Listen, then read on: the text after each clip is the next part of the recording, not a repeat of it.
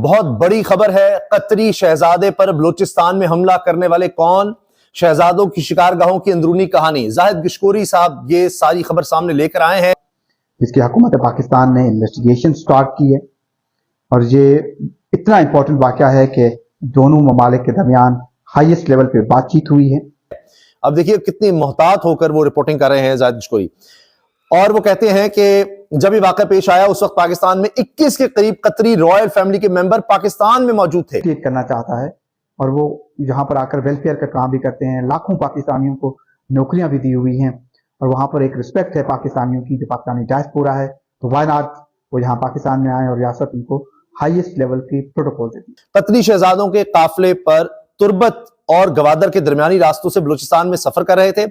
मालूमात के मुताबिक अली बिन अब्दुल्ला सानी, जसीम अल सानी, शेख मोहम्मद बिन अब्दुल्ला सानी, ये सब रॉयल फैमिली के मेंबर हैं और इनके काफिले पर हमला हुआ। कतर राज परिवार के पूरे 21 से ज्यादा लोग यहाँ पर मौजूद थे और उसमें से जो 2 नवाबजादे थे, 2 नवाब साहब थे, वो पाकिस्तान के अंदर शिकार खेलने निकले थे, लेकिन मजबूरन उन्हीं का शिकार हो गया। ये बात अपने आप में बाकी की जो रॉयल फैमिलीज हैं, बहरीन की, यूएई की, सऊदी की, बाकी सब जगहों की, उन तक भी मैसेज पहुंच चुका है कि दोबारा ऐसे पाकिस्तान में शिकार खेलने नहीं निकलना, वरना खुद का शिकार जो है वो हो जाता है। अब इसको कर्मा भी कह सकते हैं, इसको बाकी सब चीजें भी कह सकते हैं, लेकिन सबसे पहले इसे कुछ कहेंगे तो वो कहेंगे मूर्खता। अगर आपको पता है, थोड़ा सा आप खबरें पढ़िए कि आपको जो सिक्योरिटी मिल रही है वहाँ पे, वो मिल रही है पाकिस्तानी फौज से। वो बड़ी, भले ही वो कहता हूँ कि सबसे हाईएस्ट सिक्योरिटी है, लेकिन दे तो पाकिस्तानी फौज ही रही है वो सिक्योरिटी।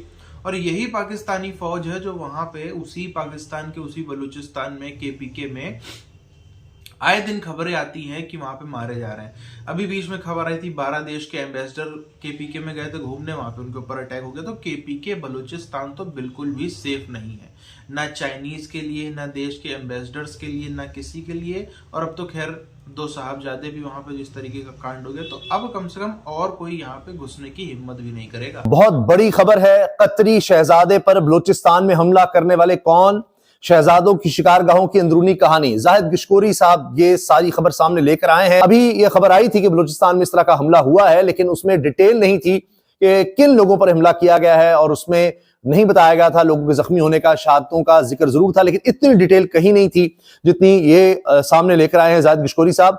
और सारी तफसील उन्होंने बताई है कि कतरी शहजादे पर बलूचिस्तान में हमला करने वाले कौन थे, शहजादों की शिकारगाहों की अंदरूनी कहानी क्या है, ये तिलोर के शिकार के लिए आए और वहां पर क्या कुछ हुआ, ये इन्होंने तफसील से बताया है, वो मैं आपके सामने रखता हूं। और यानी स्टेट गेस्ट का उनको दर्जा होता है, खुसूसी उनको सिक्योरिटी दी जाती है।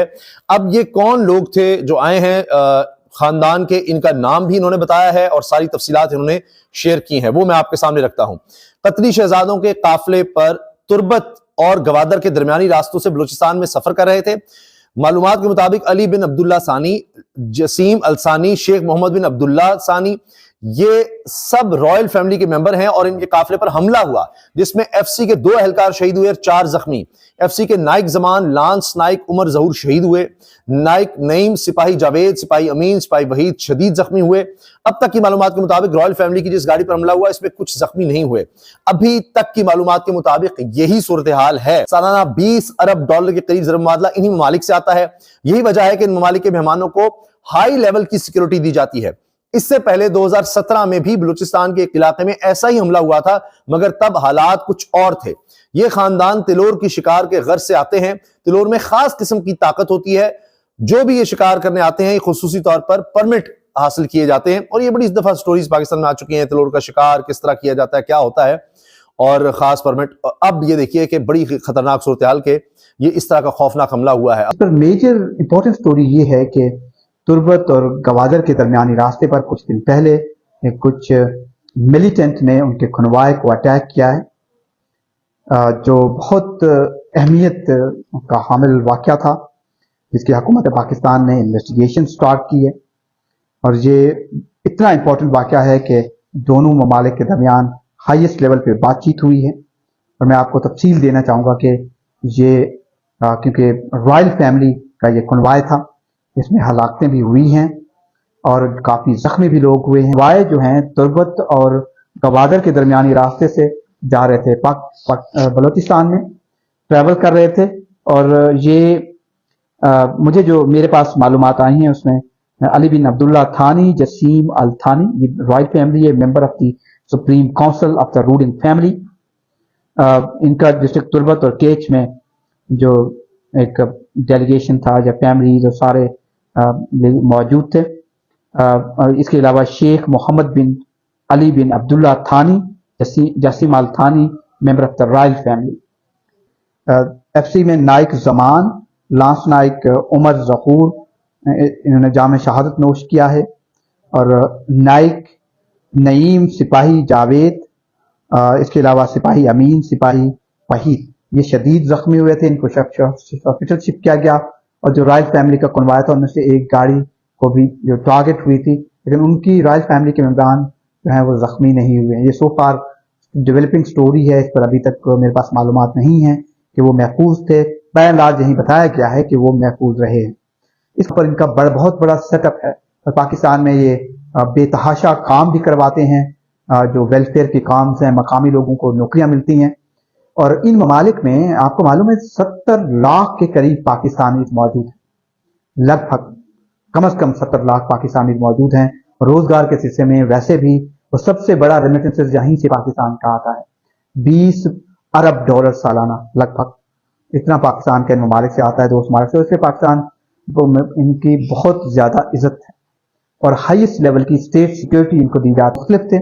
और इसके अलावा कुछ उनके फाल्कन भी पकड़े गए थे 2016-17 में, जो वाइल्ड लाइफ डिपार्टमेंट सिंध ने। फिर इसी तरह से मुख्तलिफ सहराओं में ये आकर शिकार खेलते हैं। और international union for conservation of nature, जो कि वो इन परिंदों पर जो आकर शिकार करते हैं, हुबारा बस्टर्ड या तिलोर आप कह सकते हैं आम जबान में, जो कि एक जबरदस्त परिंदा है, बहुत ताकतवर होता है, खास किस्म की इसमें ताकत होती है। तो जहाँ परिंदे बड़े होते हैं वो आकर इनका शिकार खेलते हैं। तो बड़ी रिजर्वेशन रही है, काफी तनकीद की। मुसाखेल बलूचिस्तान में भी ये अटैक हुआ था इन पर, तो ये बड़ी इंपॉर्टेंट बात है। लेकिन इस दफा कौन कौन से अज़ा में ये कौन कौन से लोग आए हुए हैं, ये भी बड़ी अहमियत है।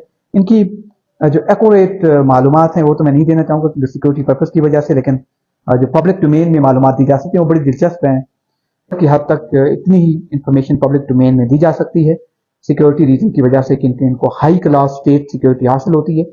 और जाहिर है किसी भी रियासत की ये जिम्मेदारी होती है जब एज स्टेट गेस्ट आपके पास है। ये पाकिस्तान के लिए जो पाकिस्तानी हल्के हैं, हुकूमत का हिस्सा हैं, या पाकिस्तान एस्टैब्लिशमेंट का या मुख्तलिफ health care law enforcing agencies, उनका ये बताना है कि ये पाकिस्तान के लिए एक फख्र की बात है कि उनके पास स्टेट गेस्ट आते हैं। और पाकिस्तान इन ममालिक के साथ बहुत ही हाईएस्ट लेवल की एक जो फ्रेंडशिप है वो एंजॉय करता है, क्रिएट करना चाहता है। और वो यहाँ पर आकर वेलफेयर का काम भी करते हैं। लाखों पाकिस्तानियों को नौकरियां भी दी हुई हैं और वहां पर एक रिस्पेक्ट है पाकिस्तानियों की, जो पाकिस्तानी डायस्पोरा है। तो वाई नॉट वो यहाँ पाकिस्तान में आए और रियासत उनको हाईएस्ट लेवल की प्रोटोकॉल देती है। तो ये उन पे हमला होना ये सवालिया निशान उठाता है कि आखिर वो कौन से एलिमेंट हैं जो पाकिस्तान के फ्रेंडली कंट्रीज के लोग यहाँ पर हैं उन पे अटैक करना चाहते हैं। क्या होस्टाइल इंटेलिजेंस एजेंसीज करवाना चाह रही हैं? क्योंकि ये पहले होता रहा है, और चाहे वो चीन से लोग हों, वर्कर्स हों, सऊदी अरब का तो अभी इस तरह की बात नहीं आई है, या दूसरे ममालिक से। और ये बड़ा इंपॉर्टेंट है, इसलिए मैंने आपको ये डिटेल देनी थी कि कतर राज परिवार जो कि साल में अमूमन छुट्टी मनाने निकलता है, छुट्टी मनाने क्या है, इंजॉय करने निकलता है। बढ़िया बढ़िया जो है वो पाकिस्तान का कढ़ाई गोश्त और ये और वो खाएंगे, थोड़ा सा वहाँ पे बढ़िया बढ़िया वहाँ पे इंजॉय करेंगे हफ्ते 10 दिन। सर्दियों के मौसम में वैसे ही मजा आता है, सर्दियों के मौसम में शिकार विकार खेलना है ये सब।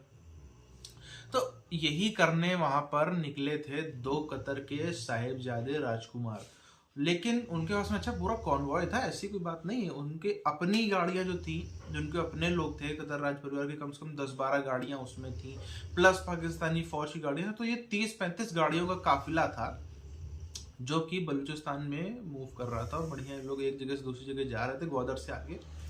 वहीं पर हो जाता है अटैक बलूचिस्तान के अंदर। अच्छा, सोचने वाली बात यह है, जो बड़े सिग्नल्स जा रहे हैं दुनिया को, सिग्नल क्या है कि जो लगभग सारे बड़े मुसलमान देशों के राज परिवार के लोग घूमने आते हैं, घूमने के आते हैं यहाँ पे, थोड़ा दिन एंजॉय करने, छुट्टी मनाने आते हैं, शिकार विकार खेलते हैं, ये सब करते हैं।